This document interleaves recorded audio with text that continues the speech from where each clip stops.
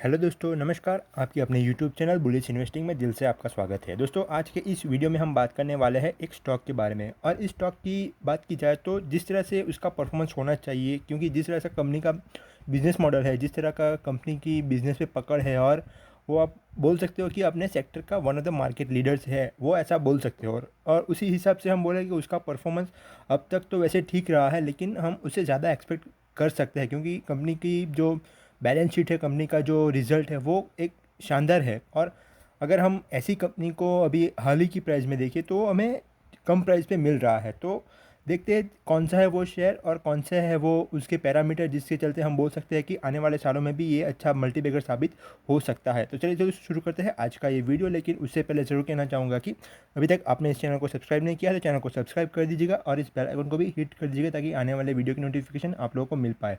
और दोस्तों, अभी तक आपने इस वीडियोस को देखा नहीं है तो आप उसे चेकआउट कर सकते हो, लिंक आपको डिस्क्रिप्शन बॉक्स में मिल जाएगी।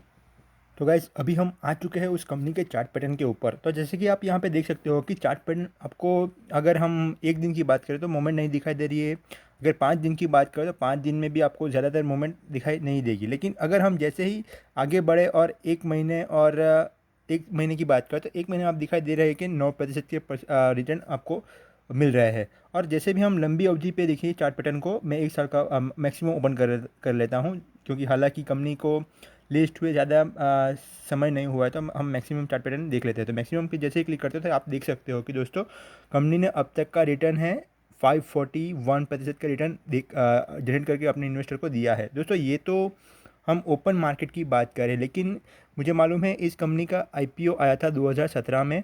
तो आईपीओ के दरमियान जो कट ऑफ प्राइस था, तो वो प्राइस 300 रुपये के 300 रुपये था। तो अगर हम इस प्राइस से देखें तो जिसको आईपीओ के थ्रू अलॉटमेंट मिला होगा, तो उसके रिटर्न अब तक देखें तो उसके पैसा इस कंपनी ने 10 गुने से भी ज़्यादा करके दिया है। तो दोस्तों, अगर रिटर्न की मामलों की बात करें तो इतने छोटे समय में, यानी कि 2017 से लेकर अब तक की बात करें तो सिर्फ 4 साल में बात करें तो 4 साल में दोस्तों कंपनी ने अपने इन्वेस्टर को पैसे 10 गुना करके दिया है। तो उससे पता चलता है कि ये कंपनी फंडामेंटली कितनी स्ट्रांग है, और उसके जो रिजल्ट और पैरामीटर और बैलेंस शीट और बाकी के पैरामीटर होंगे वो कितने शानदार होंगे। क्योंकि हम यहाँ पे भी देखें तो पिछले साल 2020 में जब कोरोना का समय हुआ था, तो फरवरी मार्च में जब लॉकडाउन लगा था, तो बड़ी बड़ी कंपनियाँ बोलते हैं ना कि जो लार्ज कैप कंपनियाँ थी, वो भी 30 से 40% गिरी थी। लेकिन अगर हम इसकी बात करें तो यहाँ पे आपको ज़्यादातर गिरावट नहीं दिखाई दे रही है। अगर मैं यहाँ पे देख लूँ मार्च का पीरियड, तो आप देख सकते हो, यहाँ पे देख लीजिए 2500 के आसपास ट्रेड कर रही थी। और अगर हम मार्च में देखें तो 2000 के तकरीबन आई थी। तो आप बोल सकते हो कि तकरीबन 20 से 25% के आसपास गिरावट आपको दिखाई दे रही है। तो दोस्तों, अगर हम इसके फंडामेंटल की बात करें तो फंडामेंटल इसके अच्छे ही होंगे, क्योंकि हमें चार्ट पैटर्न से एक पता चलता है कि जिस तरह का उसका कमबैक हुआ है वहाँ से गिरावट, वो एक बहुत ही एक शानदार पैटर्न में है। तो चलिए दोस्तों, देख लेते हैं कंपनी के बाकी के पैरामीटर। तो दोस्तों, अभी हम आ चुके हैं कंपनी की बैलेंस शीट के ऊपर, क्योंकि दोस्तों बैलेंस शीट से ही पता चलता है कि अगर मान लीजिए किसी कंपनी के पास कर्जा कितना पड़ा है, उसके सामने कंपनी के पास कैश कितना है और रिजर्व्स कितने हैं, वो हमें बैलेंस शीट से ही पता चलता है। तो देख लेते हैं कंपनी की बैलेंस शीट क्या कह रही है। तो बैलेंस शीट में अगर हम रिजर्व्स की बात करें तो दोस्तों, रिजर्व्स आप देख सकते हो कि ईयर ऑन ईयर बेसिस पे लगातार बढ़ रहा है। और हम 2021 यानी कि फाइनेंशियल ईयर 2021 की बात करें तो रिजर्व्स आपको यहाँ पे देख सकते हो कि तकरीबन 11,500 करोड़ के आसपास तक की कंपनी के पास रिजर्व्स पड़ा है। दोस्तों, इतने में बोले ना कि एक स्मॉल कैप कंपनी खड़ी हो जाती है इतने पैसे में, इतना तो कंपनी के पास सिर्फ रिजर्व्स पड़ा है। तो आप बोल सकते हो, आप समझ सकते हो कि कंपनी कितनी एक लार्ज कैप कंपनी होगी। तो अगर हम उस कंपनी के ऊपर बोरोइंग की बात करें, यानी कि कर्जे की बात करें, जो वो भी लॉन्ग टर्म कर्जे की बात करें, तो लॉन्ग टर्म दोस्तों पिछले 2 फाइनेंशियल ईयर से 1 रुपये का भी कर्जा नहीं है। वो एक कंपनी के लिए एडवांटेज वाली बात है। और अगर हम इसके शॉर्ट टर्म की बात करें तो शॉर्ट टर्म पे दोस्तों पिछले साल बात के फाइनेंशियल ईयर की बात कर रहा हूँ, फाइनेंशियल ईयर 2020 की। तो उस टाइम तकरीबन 3 करोड़ के आसपास शॉर्ट टर्म बोरिंग थी। लेकिन हम फाइनेंशियल ईयर 2021 की बात करें तो कंपनी के ऊपर शॉर्ट टर्म बोरोइंग भी ज़ीरो है, यानी कि कंपनी एक डेट फ्री कंपनी आप बोल सकते हो, जो एक कोई भी कंपनी के लिए एक प्लस पॉइंट है, क्योंकि आने वाला जो प्रॉफिट रहता है वो कंपनी खुद अपने एक्सपेंशन में लगा सकती है। तो हम कैश की बात करें, आगे बढ़ के देखें तो कैश यहाँ पे देख सकते हो, कैश और कैश इक्विवेलेंस। दोस्तों कैश में भी एक बहुत अच्छी खासी जंप आपको दिखाई दे रही है ईयर ऑन ईयर बेसिस पे। और हम 2021 की बात करें तो कंपनी के पास तकरीबन 1500 करोड़ के आसपास कैश पड़ा है। तो हम बैलेंस शीट से तो बोल सकते हैं कि कंपनी की बैलेंस शीट एक शानदार है और कंपनी के ऊपर एक रुपए का भी कर्जा नहीं है। तो यहाँ से तो एक हम बोल सकते हैं कि कंपनी आने वाले सालों में अच्छा परफॉर्मेंस ज़रूर देगी। तो दोस्तों चलिए दोस्तों आगे बढ़ते हैं और देख लेते हैं कंपनी के बाकी के पैरामीटर।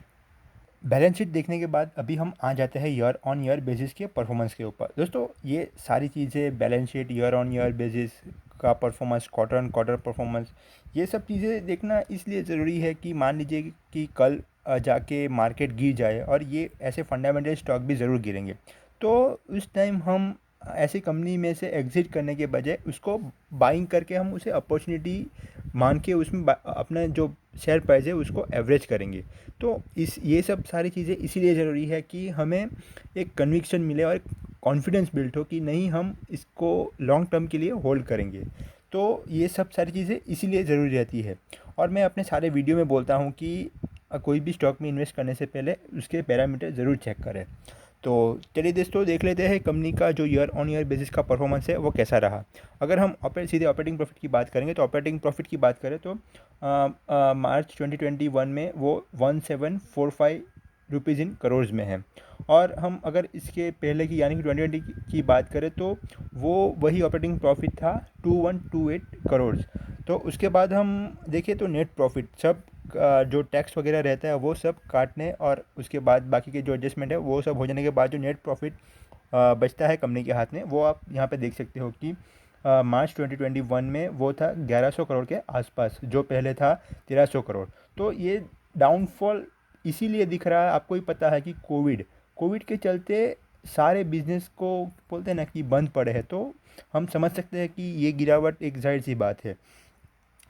तो अगर हम आगे बढ़े और क्वार्टर ऑन क्वार्टर रिजल्ट की बात करें तो रिजल्ट यहाँ पे आप देख सकते हो कि ऑपरेटिंग प्रॉफिट जून की क्वार्टर में तकरीबन 224 करोड़ के आसपास था, जो पहले यानी कि मार्च के क्वार्टर में 600 करोड़।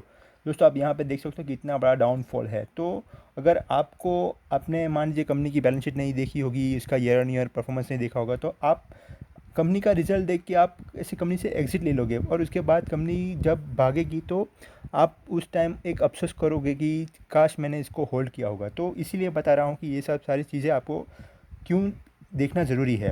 तो यहाँ पे हम आगे बढ़े और देखें तो नेट प्रॉफिट भी आप देख सकते हो कि बहुत बड़ी गिरावट आपको दिखाई दे रही है और जून की क्वार्टर में केवल 95 करोड़ का आसपास ही कंपनी की नेट प्रॉफिट जनरेट कर पाया है। तो अगर हम आगे देखिए और इसके शेयर होल्डिंग पैटर्न की बात करें तो शेयर होल्डिंग पैटर्न में आप देख सकते हो दोस्तों कि पिछले कई क्वार्टर से प्रमोटर्स अपनी 75% की होल्डिंग बनाए रखे हैं। और इस कंपनी के प्रमोटर की बात करें तो प्रमोटर एक बहुत ही सज्जन आदमी है और एक बड़े हस्ती है और जो बड़े इन्वेस्टर भी है। तो आपको शायद से पता चल गया होगा कि मैं किस स्टॉक के बारे में बात कर रहा हूँ। तो अगर हम आगे बढ़े एफ की बात करें तो एफ के पास तकरीबन 10% के आसपास होल्डिंग पड़ी है। डी के पास 6% की है होल्डिंग है और पब्लिक के पास 8% की होल्डिंग पड़ी है। तो दोस्तों ओवरऑल मैं बात करूं तो कंपनी के सारे पैरामीटर मुझे ठीक दिखाई दे रहे हैं, चाहे वो बैलेंस शीट हो या फिर कंपनी का ईयर ऑन ईयर बेसिस पे परफॉर्मेंस हो या फिर क्वार्टर ऑन क्वार्टर बेसिस पे परफॉर्मेंस हो।